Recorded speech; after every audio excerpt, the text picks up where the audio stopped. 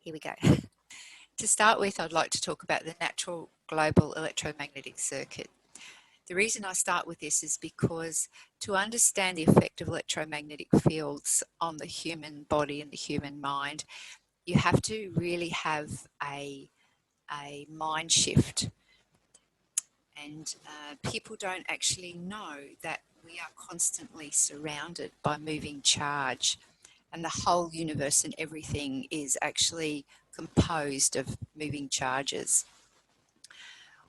We have electromagnetic radiation coming to the Earth from the sun, and it comes to the Earth and gets trapped in a shield around the Earth called the ionosphere. That's where electrons get stripped and frozen, and it creates like a shield. And inside of this shield, we still have cosmic rays, some cosmic rays coming through, and we still have ultraviolet coming through, but a lot of the bad waves are actually protected by that shield. And then the ones that come through together with radiation from rocks and the ground create lots and lots of moving charges. And those moving charges aren't just randomly going willy-nilly anywhere. They're actually in very beautiful circuitry.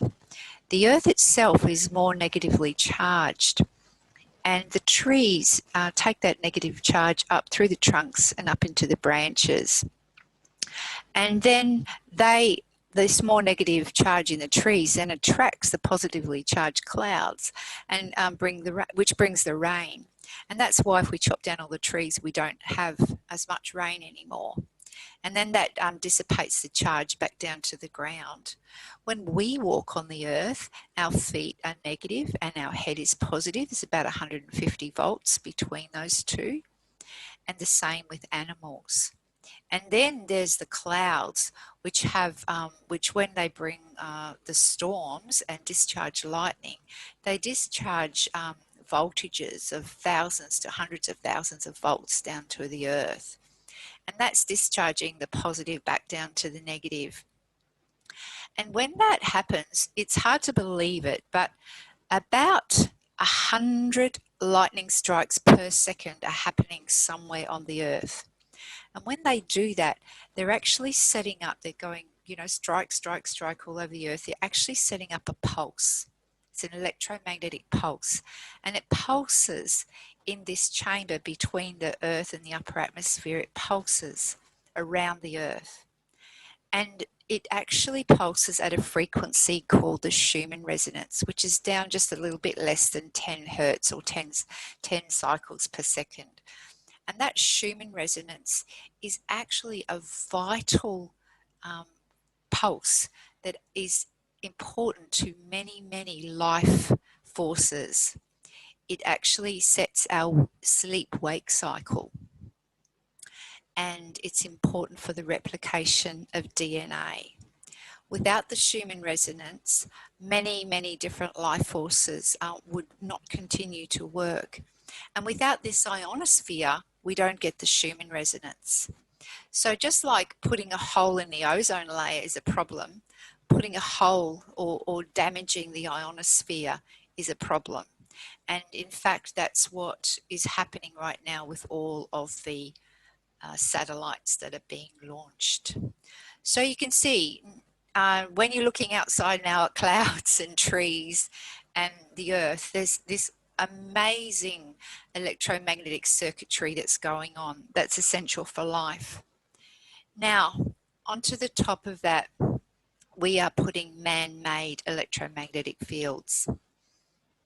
And I'm trying to, oops, there we go. Now, and the amount that we're putting on is if you put a 1 and then put 18 zeros after it, that's how many more times man-made electromagnetic fields there are compared to the natural background. Okay, so this is an artist's impression of all of the different frequencies that are coming through from man-made electromagnetic sources all day, every day. If you could see them, he's put different frequencies in different colours, but that's what's going through us all the time. at so much higher power than the natural ones. And then if you can imagine a child sitting in a classroom all day, they're being exposed to these non-natural frequencies.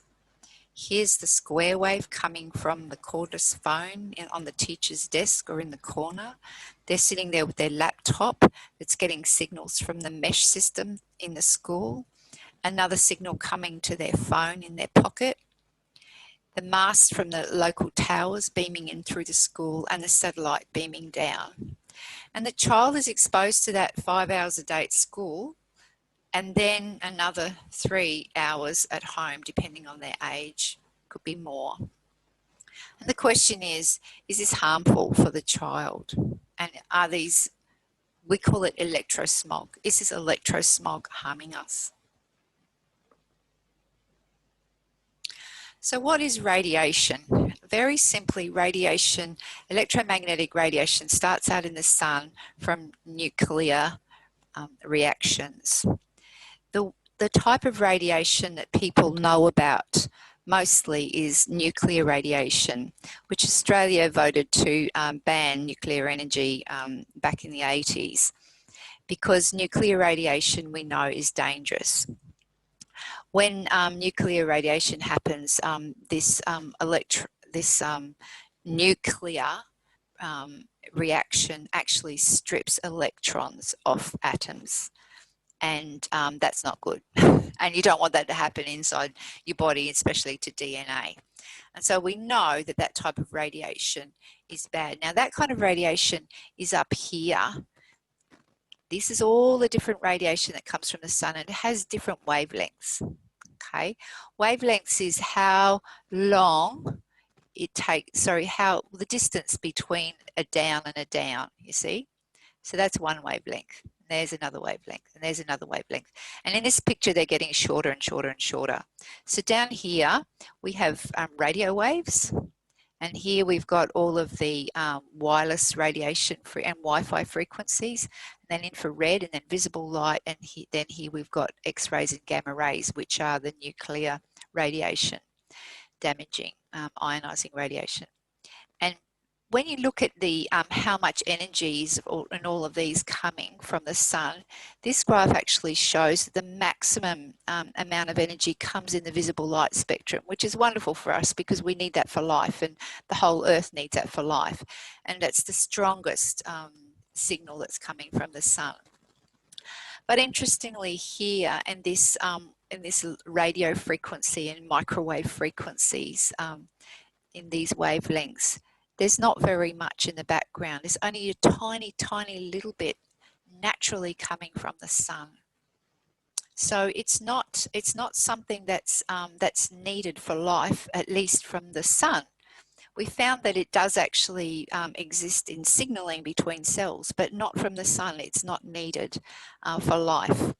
And here you can see, this actually describes the kind of the wavelength, how big these things are. So the radio waves are about, the length of them is about the height of a skyscraper. Really long ones are about the height of Mount Everest. But the microwaves that we're being exposed to at the moment in 2G, then 3G, 4G, are actually the size of human limbs and the size of human heads. And as we go up into the 5G range, the wavelengths are going to be the size of fingernails and also the size of the length of insects, which is why there's a concern, because insects are going to maximally absorb those wavelengths. So you might hear in the media that this radiation here is non-ionizing. That means it doesn't strip an electron off an atom, and therefore it's not harmful. Now, that's actually based on a logical fallacy, because just because this stuff here is harmful, they say, therefore, this stuff here is not harmful. Well, actually, you can't say just because this is harmful that this is not. You actually have to then go and investigate scientifically and find out, is this stuff harmful? And in fact, we have we have a lot of evidence, which I'm going to present today, to show that yes, these frequencies, microwave frequencies, are harmful. So just to understand, these these electromagnetic waves that are coming from the sun, but now I'm going to describe them from man-made sources. So a man-made source might be an alternating current that creates a wave that oscillates, that goes up and down, positive, negative, positive, negative, positive, negative. It's got an electric field component that goes positive, negative, and perpendicular to that, it's got a magnetic field component that's going and also going positive, negative, positive, negative. And they are, when it's radiation, they are actually proportional to one another. You see they're going, they're kind of crossing over at the same time and going up and down at the same time. When you're in an electromagnetic field, they're not proportional. They're kind of much more complex, which is actually what's happening when you're holding a phone close to your head. But the electromagnetic radiation, which happens from devices at a distance or from distance from towers and masts, looks like this. And what does it actually do? Well, if we look at what happens inside of a microwave oven, we have a water molecule here, an oxygen with two hydrogens, and because of the type of bonding in this molecule, the hydrogen side of the molecule is more positive and the oxygen side is more negative. And so what happens is when the wave is going up and down inside the microwave, up, down, then it's actually that the positive attracts the negative up, and then the negative attracts the positive down. So it's actually moving water molecules. So this is going up, down, up, down, up, down. And that moving water molecule is what heats your food. And that's why you need your water in food for the microwave to work, because if you don't have the water, you haven't got the moving molecules to heat it. So as you can see, so microwaves actually are interacting with the fact that molecules are not perfectly balanced, that they're slightly negative on one side and slightly positive on another, or many are. And that just doesn't affect the single molecules, it also affects the structure of substances. So when you're looking at water, you can see this water molecule here with a negative oxygen on this side is attracted to this water molecule here with the positive hydrogens on the other side. And that's how water sticks together. So if you're putting an electromagnetic frequency into that and you're actually mucking around with those attractions, then you're going to be actually changing the structure of water. And that happens also in even more complex molecules, like in proteins. When you have protein folding, the proteins are sticking together based on this same kind of attraction between negatives and positives. And when you start to disturb that, you actually start to disturb the structure of proteins. And protein unfolding is one of the things that's thought to occur with 5G frequencies. So how does this all affect health? Well, if we just look at the background of what's going on in the world right now, there's been a couple of reports looking at the health of young people. This one is the Millennial Health Report from the Blue Cross Shield, which came out last year.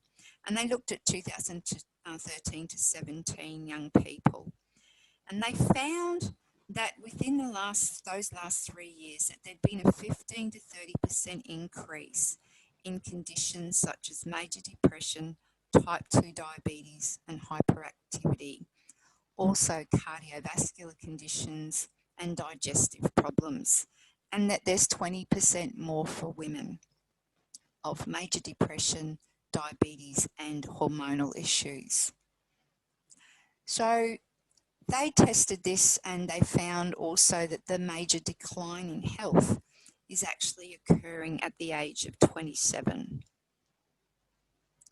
The elephant in the room when we're talking about this is what has caused it. Now, what has changed in the last 3 years, from 2013 to 2017, from before that to then? What has changed? Well, when you think about it, lifestyle hasn't changed that much. Chemical exposure hasn't changed that much. But one thing that has changed is the ubiquitous use of microwave technologies. So what does this mean is it actually has a substantial effect on the American economy, and it will be the same for the Australian economy.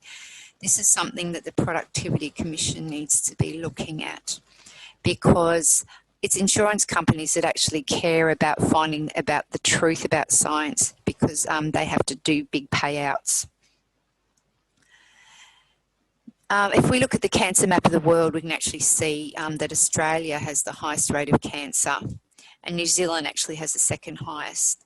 And that whatever the cancer causing factors are in Australia, therefore, they're not being managed well. And we know that radio frequency, electromagnetic radiation, is one of those factors. So let's look at the research that suggests that there may be a link. So first of all, you can go back to the 1970s and find declassified papers from the military. In 1971, there was a review that already had 2,300 papers in the review, and they categorised 400 of them. But basically, when you're looking at the brain, they found a lot of effects. And similarly in 1976. And the ones that I'm focusing on are neurological pathologies from breaching of the blood-brain barrier, neurological disturbances, headache, irritability, agitation, tension, drowsiness, sleeplessness, depression, anxiety, lack of concentration, and also the ability to control the brain externally via sound effects. This is back in the 70s. And then in 2007 and 2012, an independent group of scientists looked at all of the recent studies, and they also declared that there was harm. When we say independent scientists, what we mean is scientists who are not being paid by industry to look into this. Okay. So I'm just going to stop sharing just for a minute, because I just need to check to see if there's anybody else trying to get into the room. Right. So with the bioinitiative report, with respect to the topics that are interesting to this talk, is that children are more vulnerable. There's effects on autism, electrohypersensitivity, there you go, May, blood-brain barrier, brain tumours, nervous system, Alzheimer's disease, and a change in synchronized neural activity, which affects alpha waves, and therefore the kind of excitatory state of the brain. So they did an update in 2012, and I recommend everybody who is interested in this topic and wants to look at the science, start with looking at the bioinitiative report. Just go and look at the even if you just look at the executive summary, it's very well written. And also at the back, there's a table of different effects at different power densities. And it's a very good summary overview of the science and the state of the science. So ORSA has put together a database. Our main task, in fact, for the last few years has to be put together a database of all of the scientific peer-reviewed papers in the last couple of decades, really since the turn of the century. We've got in vivo, that means studies done with live animals, plants or humans. In vitro, which means studies done in test tubes when you take cells out and do something to them. And epidemiology studies, which means when you count what's happening to people living at different distances from a tower. And we also have some review papers as well. But when you look at it, at the moment, we've got over 3,000 papers. But a couple of years ago, we did an overview of all the papers, and we looked at 2,000 of the experimental papers on radio frequencies only, that is, RF exposures. And we found that 67% of the papers showed effects. Not all effects are damaging. Some of them are just change, and we don't know what the change means, but still saying that it creates a change means it's actually having a significant effect on some biological system. And if you go into the ORSA database, which is, you can go there, it's free, you can go in and search on many different categories, and you can see we've classified them just here as an overview. So you can see there's 256 papers on oxidative stress, which is actually an underlying factor in many chronic diseases like heart conditions and autoimmune diseases, like type 2 diabetes. And it's also an elephant in the room that that isn't being considered. But brain development and neurodegeneration, 55 papers. Hormonal effects, 72 papers. Memory impairment, 61, etc. So you can see when you hear anything in the media, when people say the evidence is not conclusive or the evidence has borne no fruit, it's just not true. When you go here and see, if you look at we have thousands of papers, and you can go and find papers on so many different biological and health effects. You cannot discount that number of peer-reviewed scientific papers and say there's nothing going on. Anybody who says that hasn't read these papers, or they're actually covering something up, or they don't want to know. So overall, if we just list the health and biological effects from the ORSA database, the ones that are relevant to us today are the oxidative stress, neurodegeneration, altered neurotransmitters, which we know affects a lot of brain and mind and emotional function, like anxiety and depression, blood-brain barrier, cognitive function, and developmental impacts. There's also very clear, few papers, very clear papers on damage to sperm, and there are many papers on DNA damage. And these are all effects of what they call non-ionizing radiation. The reason they call it non-ionizing is to make it sound like it's not harmful. RF, radio, and they also call it radio frequency, because they want to make it sound like it's radio waves. It's actually microwave frequencies that we're talking about. And these have effects on all of these systems. So if we I'm now just going to talk about the effects on children and the brain.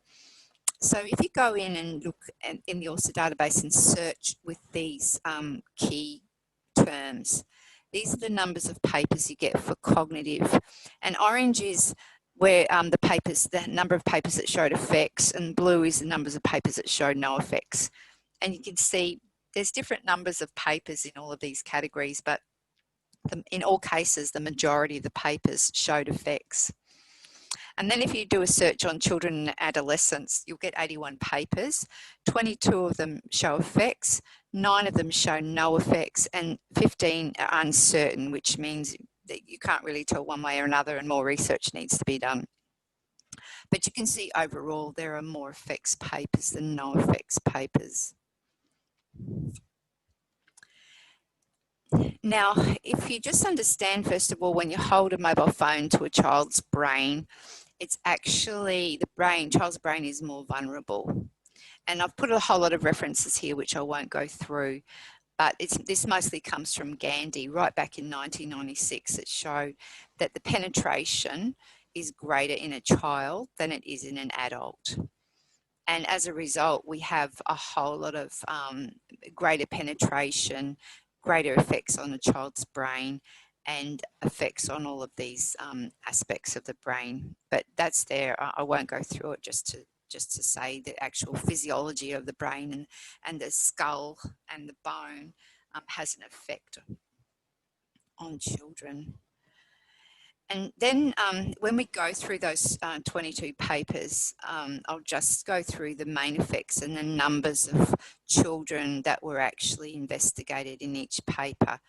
So in Taiwan, over 2,000 children showing headache and migraine associated with mobile phone use. In China, almost 800 showing fatigue. In New Zealand, over 350 showing sleep and well-being problems such as feeling down and depressed, sleepiness, waking in the night, and tinnitus for those who were using wired headsets. A huge study in Japan with over 90,000 high school students showing there's an effect on the duration of sleep and the quality of sleep. In Bavaria, a couple of thousand children and adolescents showing mental health issues. In Denmark, over 28,000 mothers with children who were exposed prenatally and postnatally, and they found for those children who were exposed on both occasions, they had more behavioural difficulties, which means hyperactivity, inattentions, emotional symptoms, conduct problems, and social problems. And then this is actually a mouse study, but they with 70, 80 mice that were exposed in utero. But you can see that these mice actually had changes in their pyramidal neurons and the prefrontal cortex, and they ended up with behaviours similar to ADHD in children. And that was interesting. So that was actually followed up by a study with children to see whether or not they had similar effects, and they actually showed similar effects. And then this one, verbal and behavioural issues of boys who live near transmitters in Spain with over 120 boys. And cognitive function effects. So these cognitive function is memory, attention, thinking, reasoning, all of the stuff that you need for problem solving. Over 900 children in Skrunda, which I'm going to go into in a minute in more detail, had all of those effects on thinking and reasoning and memory. Over 160 users, mobile phone users in Moscow. Reaction time to sound and light, perception and recognition, changes in semantic memory, that's kind of understanding the meaning of words, increased fatigue, working capacity of muscle, and if they had safe mode of the devices, all things improved. Over 400 children in central Switzerland, memory problems, over 600 showing decreased figural memory, which is spatial memory. 15 EEG, that's looking at the electroencephalogram of the brain, showing changes with exposure and related to auditory memory. Okay, I'm just going to go into detail into the Skrunda study with the young people, because it's such a clean study and it's very, very clear evidence that something is going on. Because what happened was the Russians had placed in the Eastern Bloc countries, had placed all these ICBM radar systems for detecting ICBMs. And so here in Latvia, these radars were put on these big barn-like structures. And it was actually a very, very clean farming area. There's no pollution and no other problems or exposures of any chemical toxins. And this little town, Skrunda, was like in a valley. And over here on the hillside, there were children living who were exposed to this radar. And then there were children living down in the valley. And they looked at children living on the hillside being exposed compared to children in the valley, which was control 1. And then they also had children living in a completely different town over here, which was control 2. And what they found, and I'm going to show you the effects on their memory and attention, but I just wanted to note that there were also effects on pine trees and cows. In the same issue of the journal that talks about these effects, there are these other papers talking about the pine trees and cows. Also, I just want to note the type of signal that they were exposed to. It was a radar signal, which was pulsed and phased like 5G, though it had a lower frequency. It was around 160 megahertz, which is quite a low frequency, but it was being pulsed at 24 hertz. That means the signal's not continuous. It kind of goes in packets with a gap between it. And it's those gaps that create like a pulse. And that pulse at 24 hertz, 24 hertz is a really low frequency. but that's down where our beta waves in our brain are operating. And pulsed signals have been shown to interfere and affect, have neurophysiological effects. And this is what was happening. It was the pulsing that was the more concerning thing. And that's what's going to be happening with 5G. We're once again going to be having pulsed signals. The mean power density, the author said, was quite low. But often that's what happens is when it's reported by industry, they just report the mean power. So the signal's going like this. The mean on average is quite low, but you're getting these spikes, and they're not paying attention to the spikes. When you just report the mean, it doesn't actually really indicate what's happening with that spiking. It's going up and down. But the authors noticed that the spiking, as you can see, was 50 times stronger than the mean. So anyway, so what happened with these children when they looked at their different functions of their brain. So here we've got male and female. Females the white and the males are dark. And these are the exposed groups and these are the unexposed group. And this is their reaction time. That's how fast they react to a stimulus. And you can see like a longer reaction time means you're slower. So if this is higher, it means you're slower. So the females who are exposed were very slow at responding. And took longer than the females who were unexposed. Even though the females took longer than the males in both groups, the exposed group was significantly higher. And then they looked at the tapping test. So they got them, this is the musculoskeletal function. So you just got to go tap left, right, left, right, left, right, left, right, accurately on keys, and how accurate they were and how fast they could do that per second. And so, so the length here is how fast they could do it, how many taps per second. So this is the unexposed group and this is the exposed group. And you just don't get clean data like this where there's such a significant and consistent difference at all age groups depending on exposure. And then the most concerning one is operative memory. So that's the working memory that you use for problem solving, planning, reasoning. And this is the exposed group. This is the capacity. That's, you know, how many ideas could they put together to form a thought. And down here, the exposed group is really very low. These are the ones living in the valley, and these are the ones living in the town nearby.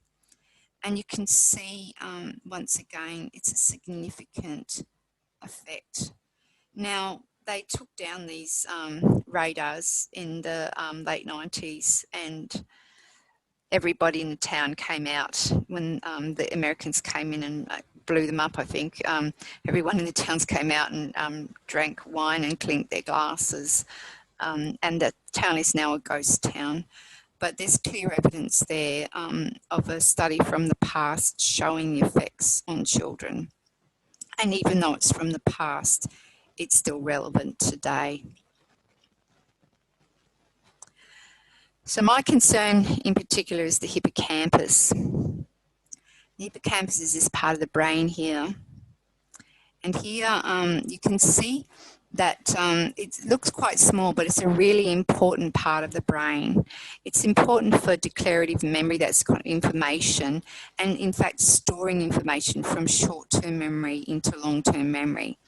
So what I'm telling you now and what you're learning right now in this talk, your hippocampus tonight will store that into your long-term memory in other parts of the brain if it's functional. If it's not, or you don't sleep, that won't happen. Also in the hippocampus is where new cells are generated, and this is really important for the regeneration of the brain and repair of the brain. And it's also where spatial memory happens. And spatial memory is really important for remembering anything. You tag your memories with where was I when it happened, what else was in the room, and that's spatial information. And when you have damage to the hippocampus, it's shown to be implicated in Alzheimer's disease, depression, bipolar disorder, and the inability to create memory. So there's been some studies looking at the effects of exposure on rats and relating it to their hippocampus. So in this study, so what they do, this is called a water maze study.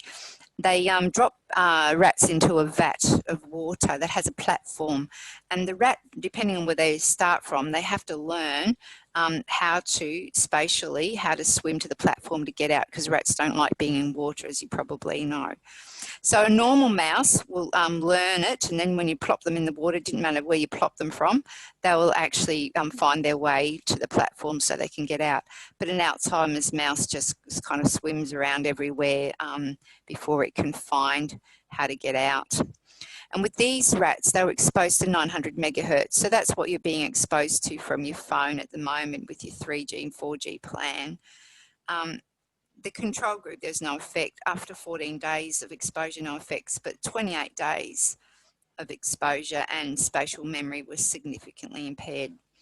The authors noted blood-brain barrier damage in the hippocampus and the cortex, and neurons swollen and disappeared. They suggested this was due to the oxidative stress from the signal. A similar study with rats where they exposed them for different lengths of time and different power densities. They actually showed the ones who were exposed for longer or for greater power also couldn't find the platform. And when they looked at their hippocampus cells, they were damaged, reduced in number, congested, hemorrhaged, and the mitochondria were swollen and disordered. So there's a mitochondria of a nice healthy one, and there's this swollen, disordered mitochondria of an exposed rat. And these authors said there were marked alterations in the structure and function of the hippocampus, altered levels of neurotransmitters, and disrupted learning and memory ability. So overall, if you look at this military research review from 2015, they looked at the effect of microwave radiation. And they said that after air, water and noise, microwave radiation is actually the 4th largest source of pollution that we're being exposed to. You don't hear about that, but the military say this. And they say the brain is the most sensitive target organ for microwave radiation, where mitochondrial injury occurs earlier and more severely than in other organs. So, when you hear people in the news, in the media, scientists who have links with industry coming out and saying there are no conclusive effects, remember this slide, because this is the military and they don't muck around when they do their research. And there's the reference at the bottom. And I just wanted to pop in for this, for tonight, an extra slide from a recent paper that's come out in addiction, in the Addictive Behaviours journal, where they've actually showed that smartphone addiction is correlated with a reduction in grey matter volume in the brain and low frequency activity in the brain. So you can see this is SPAI, this is a measure of smartphone addiction. And as that goes up, the volume of grey matter goes down and the activity goes down. Now this is early days and they don't exactly know what they means, but they can actually say that, you know, addictive behaviour is somehow changing the structure and the function and potentially the function of the brain. And these were 18 to 30-year-olds. Okay, so what about living around a base station? So just a normal tower. Now we're talking here 3G, 4G. We're not talking 5G. This is a study from the past, right, from 2011. This is a village in Bavaria where everybody was going to, the village was going to get a tower, and many people in the town were concerned. So what they did is they decided to have, very scientifically, to have some tests, so blood and urine tests before the tower was put up, and then it's 6-month intervals after that. And they looked at the changes in neurotransmitters, in a whole lot of neurotransmitters. And this is a typical graph you can see. So that's before, and then this is 6 months, 12 months, 18 months afterwards. Now, just noting that half of the participants in this were children. So what happened with the hormones? The stress hormones, adrenaline and noradrenaline, went up significantly. Dopamine decreased and was not restored even 1.5 years later. Now, you could actually say, okay, well, stress, of course that went up because everyone was stressed. You know, they just worked themselves up into a stupor or a fervor, and that's why they their stress hormones increased. It wasn't the radiation exposure, it was just their own, they thought themselves into a stupor.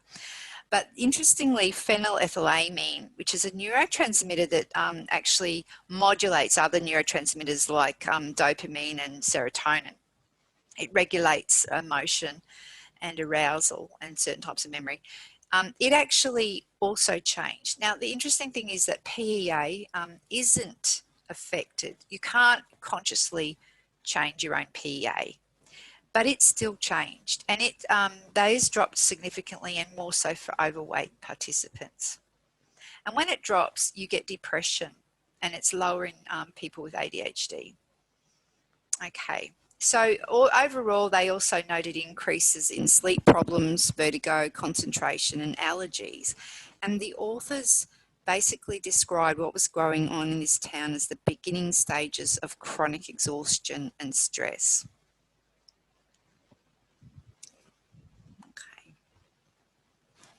So I've just listed here all the different neurotransmitters that you can see from the author database that we have papers on, where it shows, we've got papers that show changes in those neurotransmitters and the effects of changes in those neurotransmitters. I won't go through them all, but you can see there's a lot, there's memory and emotional and behavioural problems there. Also blood-brain barrier breaches and cognitive functions, and these are all the effects that we're seeing on the brain. We're seeing, as I said before, changes in beta waves from the pulsing, and changes in alpha waves are happening from the changes in the synchrony from the left and right hemispheres. And we're getting changes in calcium signaling between neurons and between cells. And overall, we're getting oxidative stress, which leads to inflammation. So we have biological effects, and while we don't understand in the long term definitely what effects they're going to have on health, we've got these early indicators which I've been showing you today. Okay, so I'm just going to stop my share for a minute. I'm just going to go back here. So that's the overview of 3G and 4G and those types, and some radar effects. But that's the research that's been done today.